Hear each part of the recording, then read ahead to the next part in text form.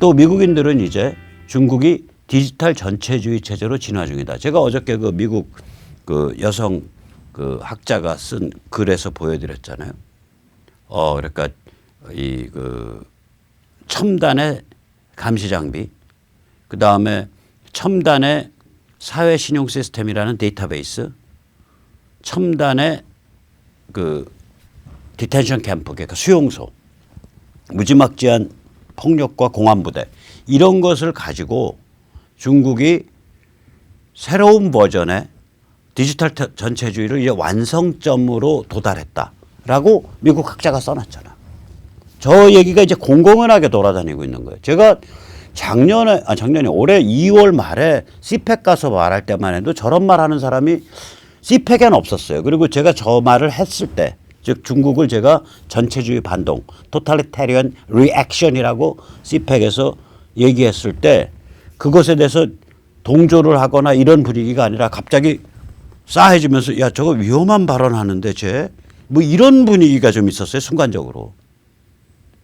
근데 지금은 이게 상식으로 통한다고요, 이제 6개월, 7개월 지나서. 자, 그럼 중국의 힘은 어디서 나온 거냐? 중국 공산당과 인민해방군의 힘은 어디서 나온 거냐? 세계 시장을 먹이로 삼는 내부식 민지다 이거예요. 중국 보면요, 딱 그 코스탈 라인만 잘 살아요. 해안 지역만. 해안에서 한 칸만 딱 들어가잖아요. 예를 들어서 호남, 그러면 해안에서 멀리 안 들어간대요. 그런 데만 돼도요, 글쎄요, 평균적으로 연 국민소득이 4,000달러, 5,000달러 못 넘어요. 전체는 8,000불인데 8,700불? 여기는 4, 5,000달러 못 넘을 거예요. 저 안에 퍽 들어가서 하남이면 중국 문명의 그 근거지 아니에요. 소림사 있는데. 오직 하면은 옛날에 그 베스트셀러가 되면 중국식 표현으로 낙양의 종이값이 오른다. 낙양의 그 하남, 그 정주, 낙양, 개봉 뭐 이런 데가 다 그 소림사 있고 뭐 그런 데요, 그거. 그 황하 충적토. 그러니까 황사 충적토. 그 사막에서 불어온 미세한 황사먼지가, 아주 비옥한 황사먼지가 쌓인 지역. 겉으로 보면 바위 같은데 툭 건드리면 주르륵 흩어져요. 로에스라 그러죠, 영어로는. 그 지역이 한족의 발원지거든요. 한 5,000년, 6,000년 전쯤에. 여기가 중국에서 제일 못 사는 지역 중에 하나예요. 왜냐면 거기를 이제 벗어나면 점점 못 살아요. 이제 그 다음에 뭐 그 위로 뭐 청해, 뭐 신강, 뭐 티벳 이렇게 되면요. 이건 완전 오지고, 거기는 뭐 1인당 연평균 소득 글쎄 2, 3천 달러 그런 수준이에요. 그래, 이게 내부식 민주란 얘기죠. 그래 놓으니까 이쪽 해안 지역 공업지대로 사람들이 튀어나오죠. 젊은 사람들이. 근데 이게 불법 체류 노동자 같은 거죠. 호적을 안 옮겨줬으니까 언제든지 집어서 보낼 수가 있어요. 마음에 안 들면. 노동운동도 못해, 사회운동도 못해, 정치적 발언도 못해. 그런 상태예요. 내부식 민주죠. 실제적인 거주 이전 자유가 없는 거예요. 거주 이전에 불법적 거주 이전의 자유가 있어요. 근데 마음에 안 들면 그 불법을 딱 들어가지고 쫓아버린다고요. 감옥에 넣었다가 잠깐 넣어서 빼갖고 너 인마 다시 저기 사천 가서 살아 퍽. 너 인마 다시 하남 가서 살아 퍽. 이게 내부식 민주죠. 그래 놓으니까 원래는 수출에서 무지막지한 흑자가 나면 인플레가 나와야 돼요. 그렇죠? 인플레가 나와야죠, 원래는. 왜냐하면 수출한 돈이 위안화로 바뀌어서 통화 증발을 일으켜야 되니까. 그럼 인플레이션이 나오면 그러니까 뭐냐면 이 생산 원가가 증가하게 되잖아요. 생산 원가가 증가하게 되면 수출이 꺾이죠. 그렇게 해서 이게 어떤 종류의 그 수출 경제의 수출 주도 경제가 너무 많은 흑자를 내면 이게 조정이 돼야 되는데 이게 조정이 안 되는 거예요. 인플레가 나올 수가 없어. 그렇게 다 눌러나갔고. 나올 수가 없는 거예요. 내부식 민지니까. 인플레가 나올 수가 없으니까 이게 아니 연평균 소득 3,000불, 4,000불이 안 되는 지역에서 옥수수와 밀이 나오는 거 아닙니까? 그 황하 충적토 지역, 한족의 발원 지역, 거기가 옥수수 밀 산지 아니에요. 만주하고. 만주도 잘 사는 데 아니거든요. 거기서부터 싼 농산물 쫙 나서 먹고 사는 거 아니에요. 그러니까 이게 세계 시장을 공략하기 위해서 자기 내부 사회를 왜곡시켜 놓은 내부 체제, 왜곡된 내부 체제를 갖고 있는 거예요. 그리고 모든 투자니 뭐니는 전부 이제 그 관치금융이죠. 공치금융이죠. 공산당이 결정하는 금융과 공산당이 공치금융, 공산당이 다스리는 경제. 그리고 딱 전투 대응을 짜놓은 거라고요, 이게. 해외 시장을 공략하기 위한, 세계 시장을 공략하기 위한. 따라서 부패도 무지막지한 거죠. 여기서 나오는 거예요. 여기서 힘과 약점이 동시에 나와요. 그래서 미국 보수가 이제 무슨 생각을 하는 거냐면 관세 왜 때리냐고. 관세 때려놓으면 중국으로부터 제조업이 이탈하잖아요. 디커플링이에요.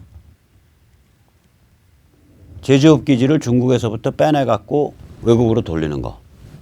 디커플링하고 군사포위에서 발작하지 못하도록 딱 그러니까 정신병자 날뛰지 못하게 스트레이트 재킷 입히잖아요. 이렇게 저 안 입어봤습니다. 영화에서 보고 하는 말입니다. 손끝에서부터 길게 이어지죠. 그래가지고 이렇게 해서 그 길게 이은 걸 딱 묶어버리죠. 그 스트레이트 재킷 아니에요. 군사포위가 그런 거거든. 발작하지 못하게 딱 제어해 주는 거거든요.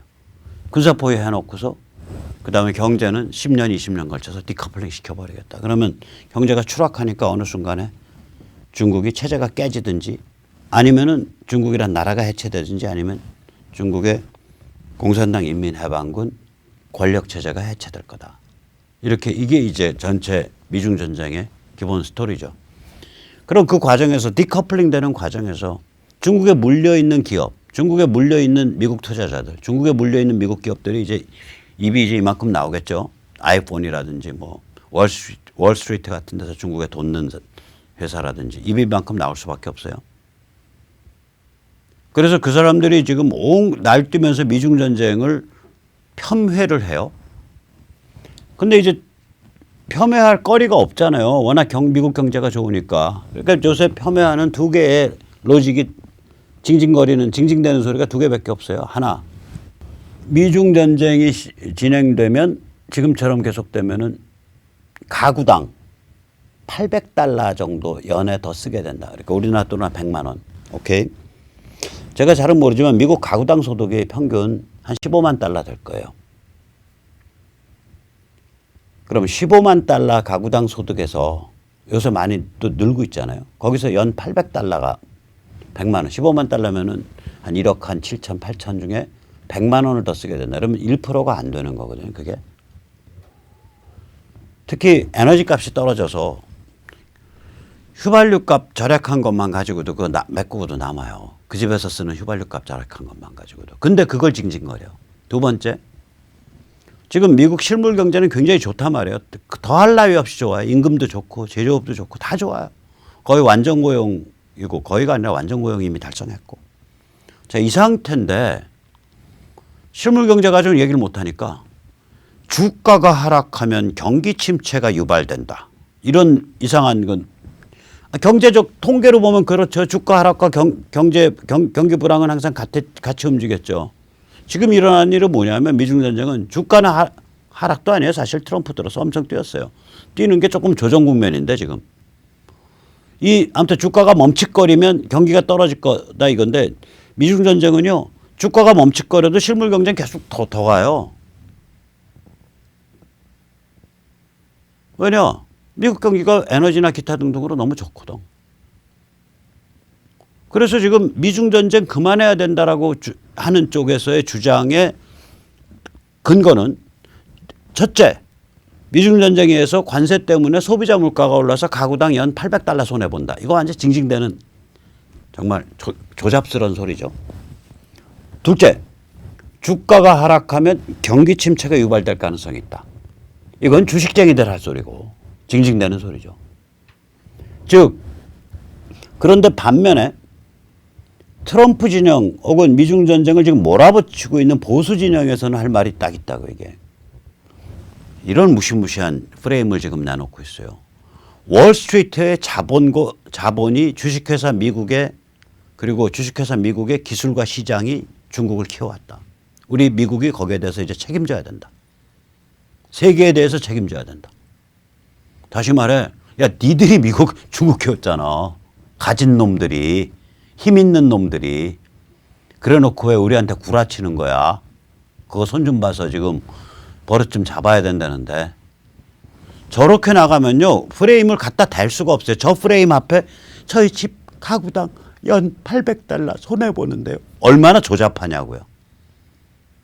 저희 좀 주식 좀 갖고 있는데 주가가 요새 좀 빠져서 이게 혹시 경기 침체로 이어지지 않을까 걱정이 많네요. 얼마나 조잡하냐고요. 한쪽은 월스트리트 자본과 주식회사 미국의 참여를 요구하는 건데 거기에 대해서 주가 타령이 나고 연 $800 타령이 나요. 게임이 안 되는 프레임이에요. 프레임이. 거기다 이제 한 걸음 더 나가면 미중 전쟁 그만하자는 놈들은 저거는 딥스테이트다. 즉 수구 꼴통 기득권 세력이다. 이렇게 이제 공격이 들어가는 거라고 지금. 그래서 저게 프레임 전쟁에서 게임이 안 돼요.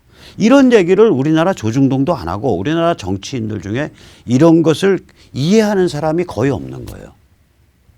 황당한 거죠. 자, 우리는 그러나 마르나 우리는 진실 보고 나가야 되니까 조금 더 떠들어 보자고요. 이 미중 전쟁은 50년 만에 뒤집기거든요. 이게 71년도에 키신저가 가서 이제 그 뒤집어서 닉슨 때 뒤집혔죠. 그때 한 건 이유는 명확하죠.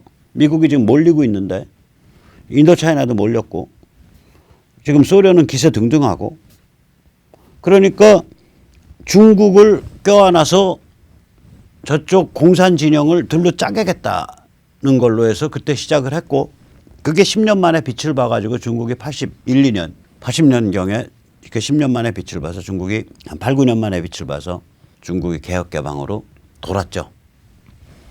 그러고 나선 아까 우리가 봤듯이 미국의 월스트리트 자본과 주식회사 미국의 기술과 시장이 중국을 저런 괴물로까지 키운 거예요. 이제 80년부터 계산하면 한 40년 사이에. 자, 그러면 이게 아까도 말씀드렸지만 무지막지한 이해관계가 다 얽혀 있을 거 아니에요. 조국 사모펀드 보세요. 사모펀드 하나 코링크 딱 차리는데 돈 좀 모아야겠으니까 중국에 있는 국영회사 하나 불러들여서 법률적 구속력이 없는 6천억 원을 출자할 의향이 있다. MOU 하나 딱 받아가지고 그거 병풍으로 부적으로 뒤에 딱 두르고 그러고 나서 야, 우리 이 정도 사모펀드 회사 만들었어. 그 펀드 회사 만든 지 15일 만에 그거 받은 거예요. 아무 실적도 없는 상태에서 사모펀드 회사를 만든 지 15일 만에 6천억 원 MOU를 받았다고요. 다시 말해서 중국 공산당이 밀어주는 회사라고 이제 광고 낸 거예요. 실제적으로는. 그러니까 이제 다 대한민국은 중국이 앞으로 미국을 꺾고 G1이 되는 거고 세상은 다 중국 위주로 이제 돌아가는 거고 이런 친중사대주의가 파다하니까 야 저기 뜨는데 하고 그나마 그래도 몇백억 모인 거라고요 그게. 그리고 이제 몇백억 모여서 몇 가지 이제 그 전략적인 뭐 SK 하이닉스의 뭐 반도체 기술을 빼낼 수 있다든지 LG의 무슨 배터리 기술을 빼낼 수 있다든지 이런 전략적인 그런 거가 명확해지면 그다음 진짜 중국 공산당 돈이 퍽 하고 한 몇천억 꼽히겠죠.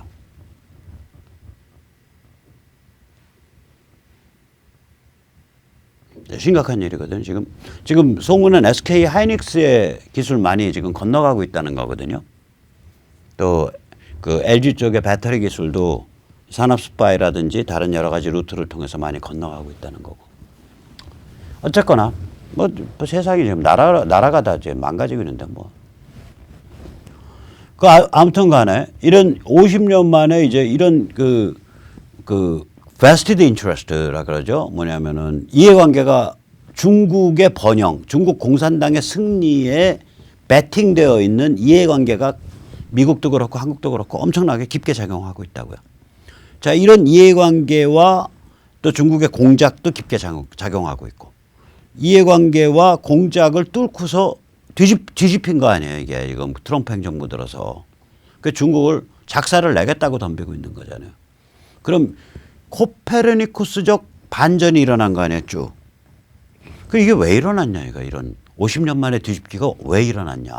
우리가 그걸 내다봐야, 아, 백모가 말하는 평양 붕괴가 맞아. 결국 배경은 저기 있어. 배경은 중국 미중 전쟁이 있는데, 미중 전쟁의 심각성이 왜 심각하냐, 왜 저게 장난 아니냐가 저런 이유 때문이야. 이거를 이해를 우리가 하고 또 이걸 남한테 말할 수 있을 때 우리를 트럼프바, 친미 트럼프바라고 우리를 프레이밍하는 이 가짜 우파들 우리한테 대해서 우리가 한 소리 할 수 있는 거예요. 야, 너 저 문명이라는 게 뭔지나 아냐? 너 좀 뭐 세상 돌아가는 거 알구나 하는 소리냐? 우리 이렇게 한번 포 한번 잡고 살자고요.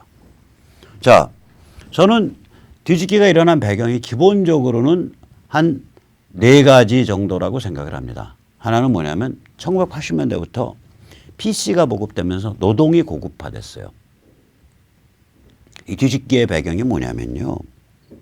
뒤집기라는 게 뭐냐. 핵심은 미중 관계가 아니에요. 그건 현상이고, 뒤집힌 건 미중 관계가 밀월해서 이제 중국 몰아붙이기, 길들이기, 중국 제압하기로 뒤집힌 거죠. 그건 현상이라고요. 핵심은 뭐냐면 현대 문명의 고질적 질병이 뒤집힌 거예요. 그 고질적 질병으로부터 현대 문명이 회복되고 있는 거예요. 현대 문명의 고질적 질병이 뭐냐? 사람을 무도덕하게 만들어요. 시장 속의 원자로 만드니까 공동체로부터 다 유리시키잖아요. 문중, 집성촌, 그 다음에 그 중세적 그 종교 공동체 이런 거 다 깨버리거든. 인간은 원래 도덕을 공동체에서 배워요. 공동체적 관계에서 배운다고요. 커뮤니티에서 배운다고요. 근데 커뮤니티를 경험할 기회가 다 없어지니까, 그리고 시장 속에서 아등바등 떠서 늙어서 묻힐 땅까지 걱정하면서 살아야 될 처지가 되잖아요. 늙어서 갈 요양원 걱정해야 되고. 무도덕화 된다고요, 사람이. 이걸 해체 경향 혹은 무도덕화 경향이라고 좀 불러요. Deconstruction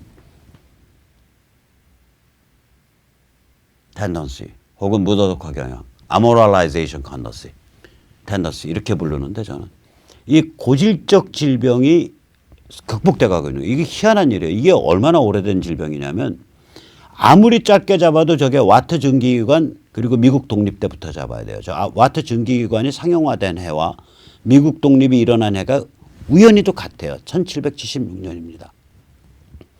현대 문명의 해체 경향은요, 저 때부터, 저 산업혁명과 근대 국가의 형성 때부터, 현대 국가가 최초로 형성된 데가 미국이에요. 제대로 형성된 게.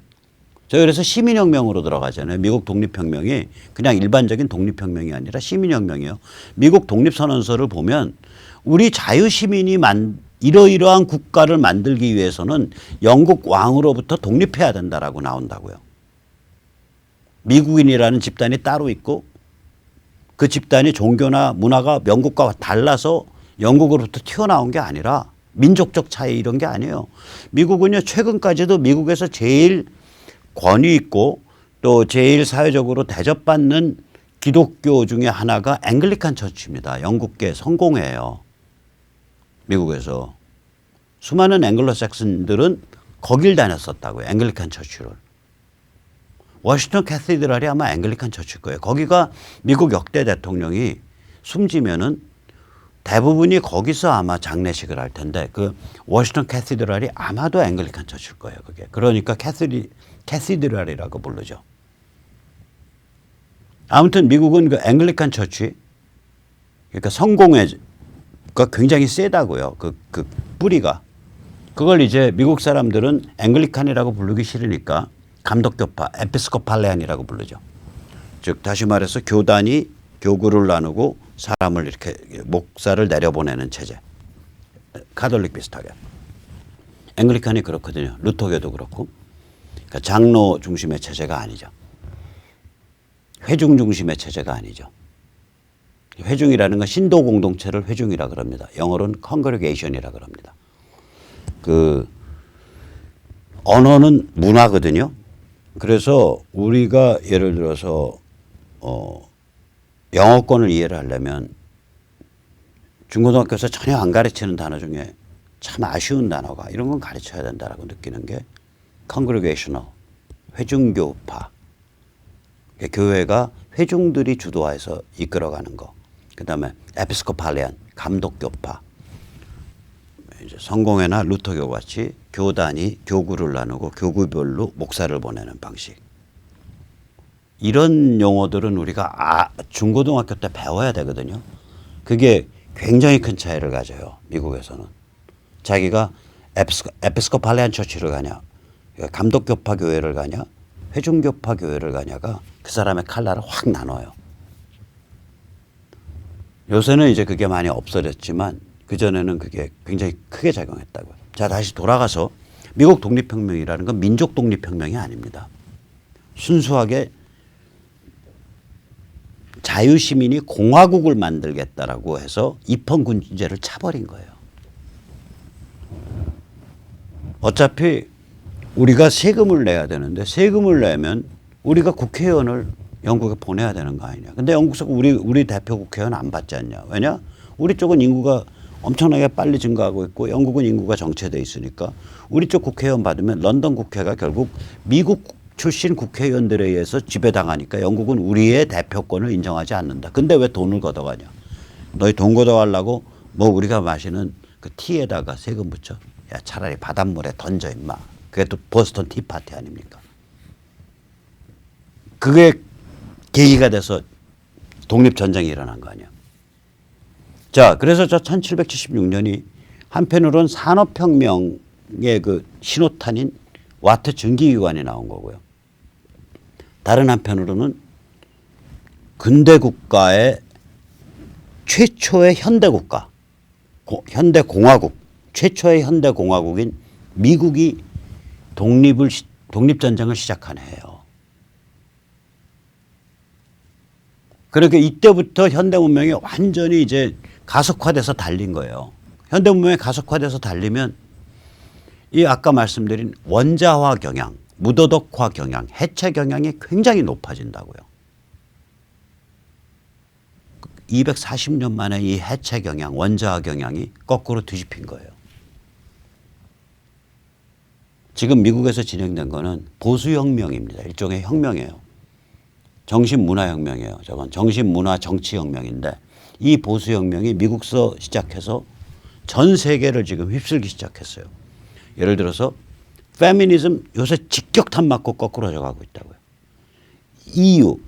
EU를 강화하자는 거 요새 직격탄 맞고 저번 선거에서 힘이 쫙 빠졌잖아요. EU 강화시키면 안 돼.